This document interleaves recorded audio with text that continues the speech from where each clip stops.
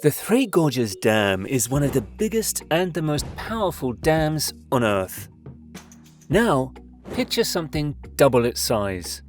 That's exactly what we'll be talking about today, and it's not coming from the usual suspects like China or the US, nor from Japan or Australia. The architect of this groundbreaking endeavour is the Democratic Republic of the Congo.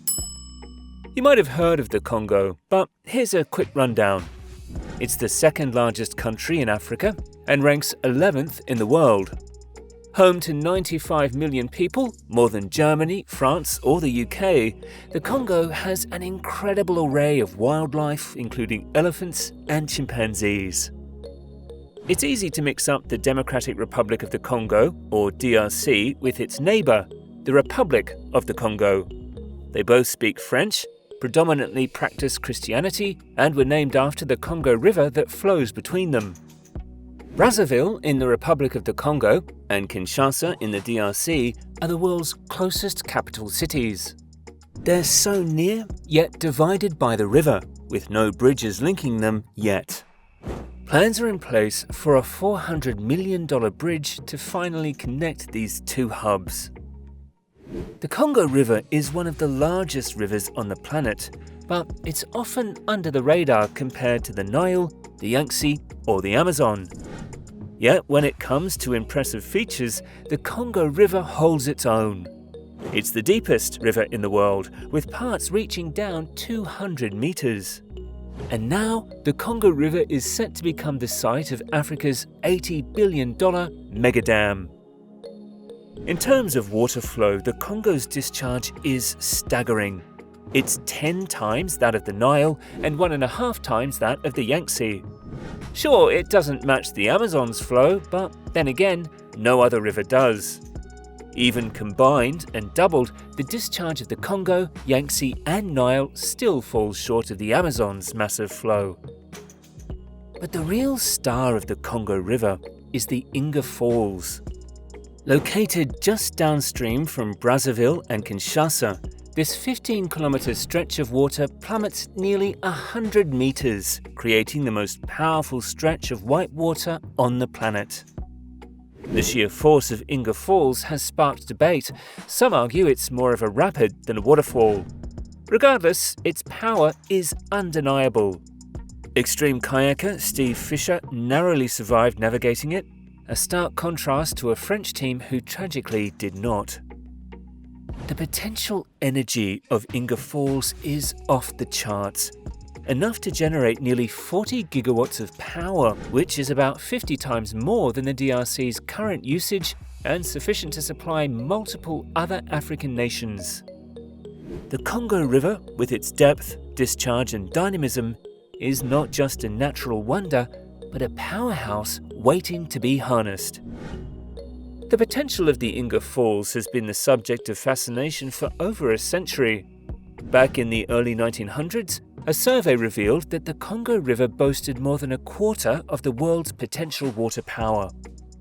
This promise prompted Belgium to sketch out plans for a dam at Inga in the 1950s, but these plans were shelved when the DRC gained its independence. However, the concept of harnessing Inga's power didn't fade away. The newly independent DRC government took the reins and initiated the construction of Inga 1 in the 1960s, equipped with 6 turbines. Not long after, they added Inga 2, featuring 8 turbines. Together, these facilities could churn out almost 2 gigawatts of energy, vital for powering key industries like the copper mines in the south. Yet despite their capabilities, Inga 1 and 2 only tapped into less than 5% of the fall's full potential, as they were built on a minor tributary rather than the main torrent of the falls. Fast forward 50 years, and the output from these dams has dwindled even more due to deterioration and maintenance challenges, which the DRC struggles to afford. Maintenance woes aren't unique to the DRC, as recent catastrophic dam failures in Libya have shown, resulting in thousands of deaths. Fortunately, there's no immediate danger of collapse for Inga 1 and 2, but they are functioning at a mere 30% of their original output. Efforts are underway to revitalise them, with potential support from global players like Siemens. Amidst these rehabilitation plans, there's an even more ambitious vision on the table: the construction of Inga 3, which could add another 4.5 gigawatts to the grid. Yet, even this plan pales in comparison to the monumental proposal the government has envisioned for the Congo River, the Grand Inga Dam. Earlier, we talked about the stunning capacity of Inga Falls to generate 40 gigawatts of energy, more than 20 times what Inga 1 and 2 can muster. The Grand Inga Dam is an audacious plan to fully capture this potential. The blueprint starts with constructing a massive wall at the southern end of the Bundy Valley, right beside Inga Falls.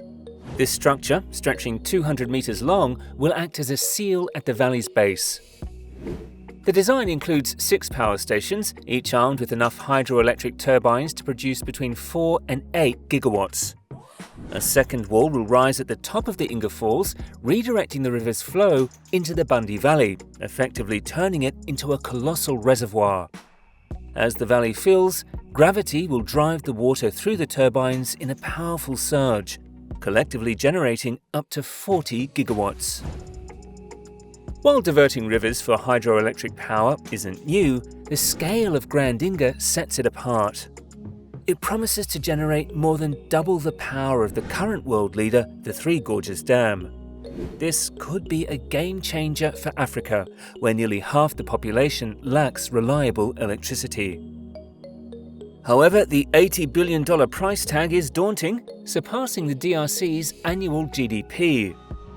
The DRC struggles just to upkeep existing facilities, making solo funding of the Grand Inga unlikely. But the project gains feasibility with potential foreign investment, bridging the financial gap needed to turn this massive dream into a reality. As previously noted, the Grand Inga Dam could significantly boost electrical supplies across Africa, with countries like South Africa and Nigeria already expressing interest in purchasing power. The potential exists for each of the dam's 6 power plants to be funded by different foreign investors, who might own the plant in exchange for their financial contribution. Support extends beyond these nations, with major institutions like the World Bank, the European Investment Bank, and the African Development Bank stepping up with financial offers. The African Union has also shown support, aiming to foster cooperation across the continent. However, securing the necessary $80 billion is just the beginning. Experience shows that most dams end up costing significantly more than initial estimates, often double, raising the possible expense for the Grand Inga to a staggering $160 billion. Complicating matters, the DRC faces a severe corruption issue, with funds frequently misappropriated, which could hinder the financial feasibility of the project. Beyond the economic challenges, there are substantial social and environmental concerns. Over 30,000 villages in the Bundy Valley would need relocation, and the dam's construction threatens severe ecological impacts, including endangering the habitat of the bonobo, a critically endangered primate. This leads us to a crucial ethical dilemma. Is it justifiable for the DRC to pursue such a project when weighed against the potential displacement of thousands and significant environmental damage? How should the benefits of renewable energy for millions be balanced against these costs? What are your thoughts? Drop a comment below to join the discussion. Thanks for watching, and see you in the next video.